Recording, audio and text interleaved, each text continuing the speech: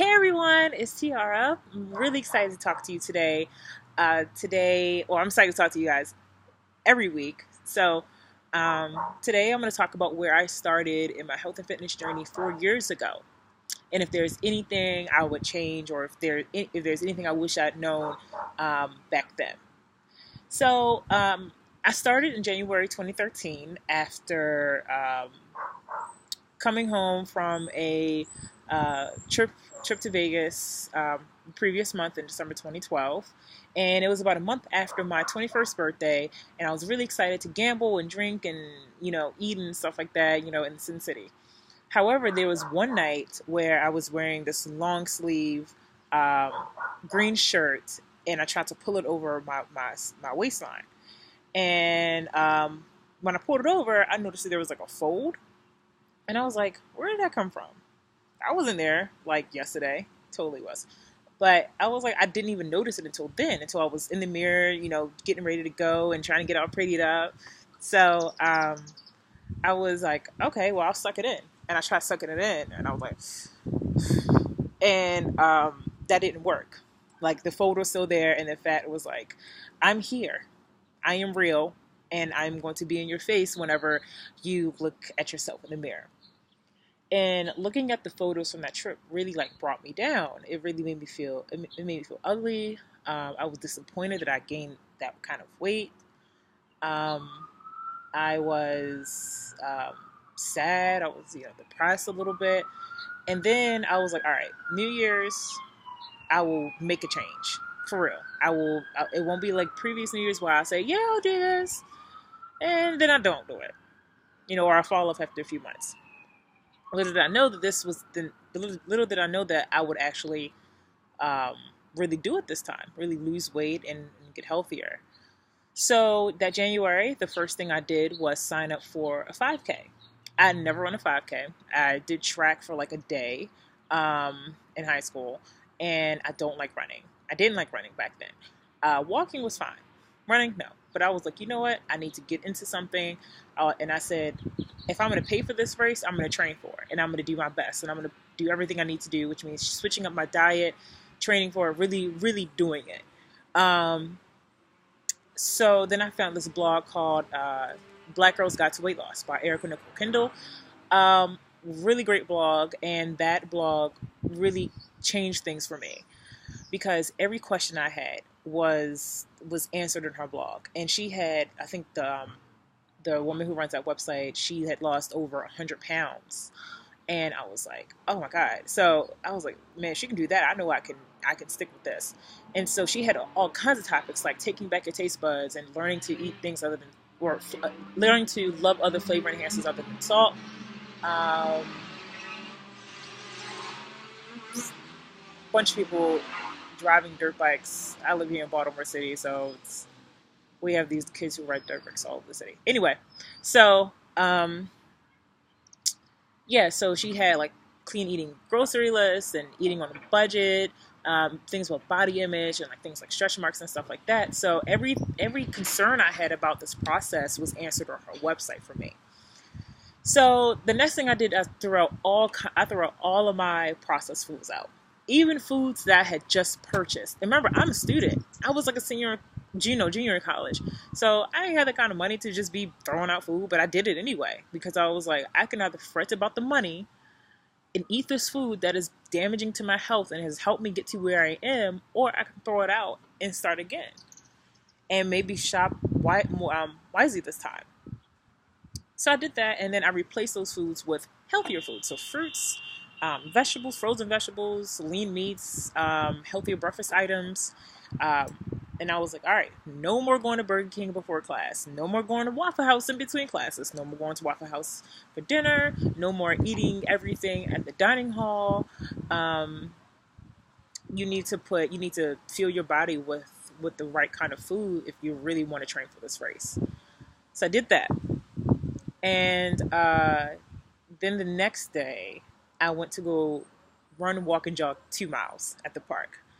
And oh my God, my legs were super sore. They were so sore. I could barely walk. And I was like, I don't want to do this anymore. I don't think I can do this. But I told myself, I said, look, it's going to be so worth it when I cross that finish line. It's going to be really worth it when I start to notice the weight to come off. And I stuck with it. And the next day, I think the day after that, I was like, I can't run, but I can walk. I said, if I can walk, that's good enough. So I also had to learn to be kind to myself, because that was also part of the process, learning to be kind and not be so hard on myself with this, if I'm just starting out, taking things step by step, because I knew this was a lifestyle change, and I knew I had to really commit to myself, but not take on too much. All right. So, I started training a few days a week. I adjusted my sleep schedule, I was waking up earlier. I was jogging before class. Whether if it was just a mile, I would come home and jog. Before I did homework and cook dinner, I was making dinner all the time. I was experimenting with different flavors, learning to make my own condiments, my own sauces and vinaigrettes. Really, upping my cooking skills. Like I said before, I wasn't a stranger to cooking, but I didn't know how to really cook with unprocessed foods and make it taste good without using, prepackaged meals or using a bunch of salt. I had to really retrain my taste buds to be able to taste like a piece of chicken with seasonings, and be able to taste the garlic powder I put in it, the rosemary, the thyme, whatever. I had to be able to taste those seasonings, not just salt. And also to cook my sugar habit too. So that meant no cookies or cakes, no brownies, no muffins, none of that. I really had to cut that out. And no sugary drinks. So really had to cut that out, and that I think was the hardest thing, because I was really addicted to Dr. Pepper, and I loved Dr. Pepper, and I loved Pepsi, and I was really going through it. I was really, really going through those withdrawals. All right, so after that, I trained all the time until my race, and then the race I ran was the Myrtle Beach Marathon, but at the 5K, not the actual marathon. God. And I went to the slowest pace group, and I finished. I finished the race, I think, in 40 or 45 minutes, one of those. And it was slow. It was a slow pace for me, but, I felt good. I felt really good, because I was like, yeah, I did it. And I had the medal, and I can't find my medal right now, but I'm pretty sure it's somewhere around here. But I was like, hey, I got a medal. And I was like, thank you for all the support, because my friends were supportive of me, which really helped. So they respected my wishes that I couldn't go to Waffle House, or I couldn't eat certain things on the weekends. So those are my beginnings. And that was January of 2013. I had started out, at that time, I think I was around between 245 and 250. Probably 250 at that time. Yeah, I know, right? 250 pounds. You can't imagine it, right? Or maybe you can. Some of those photos are still online, and I'm not ashamed to show them. I'm probably going to put them on my website. Anyway, so, but I didn't really track how much weight I lost. I just went by my clothes, because I think the scale can be a bit misleading when it comes to weight loss journeys, and I'll get into that at another time. But jean size wise, I think I started out as a 16 or 14. And then by the time fall semester started in August, I was a size 10. And I looked really good. My face had slimmed down. My pants were, a lot of my pants were big, so I got to throw those out. I was able to buy new clothes. I looked great, but I felt even better. My self-esteem was through the roof. I went to the beach for myself, and I wore a bikini that I always wanted to wear, and I wore that on the beach. I felt really great, and my self-esteem was great, and I was glowing, and I had a lot of energy because I was running and exercising. And yeah, and I stuck with it, and that became part of my life. And even though I've had my ups and downs the last few years, there's nothing I would change. And if there is anything I would have wished I could have told myself was, yeah, you're going to have those really bad moments where you feel like you're about to relapse. You're going to have moments where you do relapse into some old habits, and you're going to gain some weight back, but you'll lose it again, and you'll learn, and you'll rededicate yourself or find different ways to love the journey that you started, and to understand it's a continuous process. It's a continuous lifestyle process.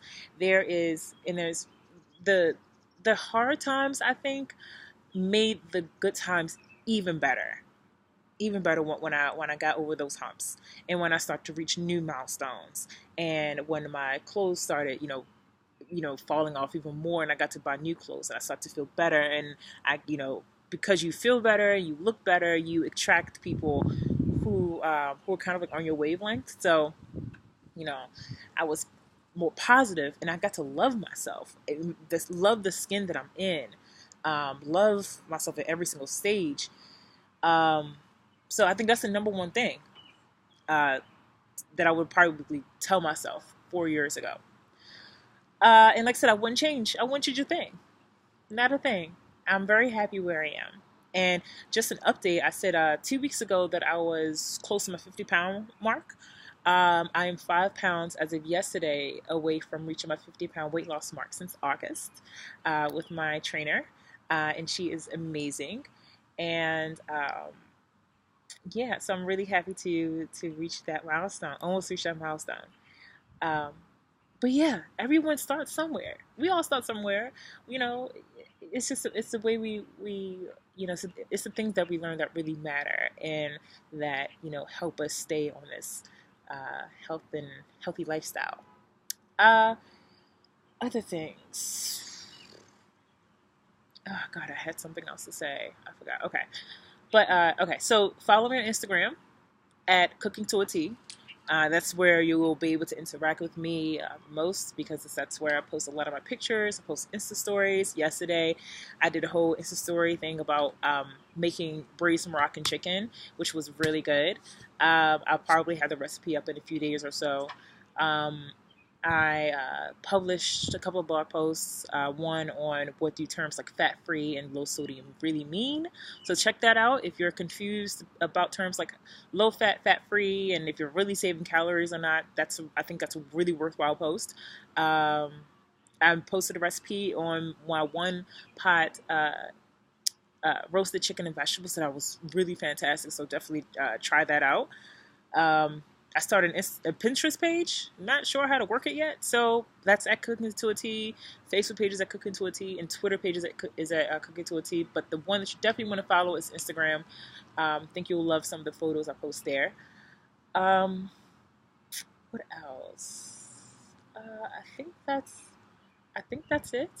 I hope everyone has a really great Memorial Day. I am headed down south to go visit my granddaddy, and I'm going to introduce him to some healthy foods too. Oh, I remember what I wanted to say. Sorry, one more thing. Okay, so I'm really glad that I went on this weight loss journey, or that I started it, because if you had told me 4 years ago that this that what I started then would have led me to get into graduate school and to really pursue a career in nutrition and health, I would have told you I don't believe you. And if you had told me that my blog would have helped me get into graduate school, and that I would have found my purpose through cooking, I would have said I don't believe you. I would have told you no, I'm supposed to be an environmental chemist. Or work in toxicology. I have no business, with a nutrition degree. But that's where I am, and this is where I'm supposed to be. So I really want to make a difference in people's lives. Anyway, okay, so yeah. Yeah, check out my Instagram page. Definitely subscribe to this page. If you like this video, please like it. If you want to comment and tell me what you wish you had known when you started your journey, or you want to tell me more about your journey, definitely comment below. And definitely subscribe to my YouTube page. And next week, I'm going to talk about stereotypes. I feel like when it comes to health and fitness, and being a Black woman, there are some stereotypes that come with it. Like, there are people who don't, who in 2017 still believe that we are worried about our hair instead of being at the gym. And we can worry about both things at the same time. There are people who think we don't take care of ourselves. There's that fat Black woman stereotype that I think needs to kick all the rocks and take all the seats. So I definitely want to get into that, and I want to talk about my experiences with that. Um, and some of the pressures that I faced while trying to lose weight and trying to, I guess, conform to certain standards that I thought I needed to take on, that actually made part of this weight loss journey hard for me. So, and I think that's something that I think people can relate to. And speaking of hair, my curls are like popping right now. Like, I don't know if you guys can tell, but my curls are kind of popping from Diva Curl and Uncle Funky's daughter. Keeping my curls defined and stuff like that. So who knows? Maybe I'll talk about hair too. Well, I am gonna talk about hair next week, but maybe I'll like add a section to my blog about hair. But anyway, no, maybe not. But if you are natural though, Diva Curl and Uncle Funky's daughter is the way to go. It's my must-have. But anyway, so I hope you guys really enjoyed this video. Again, like, comment, share, and definitely subscribe. It's Instagram, best place to reach me. You can also email me at contact@cookingtoatea.com. Follow my other social media pages. And I look forward to seeing you guys next week. And yeah, have a great Memorial Day weekend. Bye.